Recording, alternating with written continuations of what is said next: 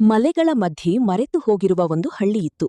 ಆ ಹಳ್ಳಿಗೆ ಯಾರೂ ಹೋಗಲು ಧೈರ್ಯಪಡುವುದಿಲ್ಲ, ಏಕೆಂದರೆ ಅಲ್ಲಿ ಹೋದವರು ಮರಳಿ ಬಂದಿಲ್ಲ ಎನ್ನುವ ಕಥೆಗಳು ಹರಡಿದ್ದವು. ಆದರೆ ಸಾಹಸಪ್ರಿಯ ರವಿ ಅದನ್ನು ನಂಬಲಿಲ್ಲ. ಒಂದು ರಾತ್ರಿ ಅವನು ಆ ಹಳ್ಳಿಗೆ ಹೋಗಲು ನಿರ್ಧರಿಸಿದ. ಹಳ್ಳಿಯೊಳಗೆ ಕಾಲಿಟ್ಟ ಕೂಡಲೇ ಅಸಹಜ ಮೌನ ಅವನನ್ನು ಆವರಿಸಿತು. ಮನೆಗಳ ಬಾಗಿಲುಗಳು ತೆರೆದಿದ್ದರೂ ಒಳಗೆ ಯಾರೂ ಕಾಣಿಸಲಿಲ್ಲ, ಆದರೆ ದೀಪಗಳು ಹೊತ್ತಿದ್ದವು. ರವಿ ಒಂದು ಹಳೆಯ ಮನೆಯಲ್ಲಿ ಪ್ರವೇಶಿಸಿದ.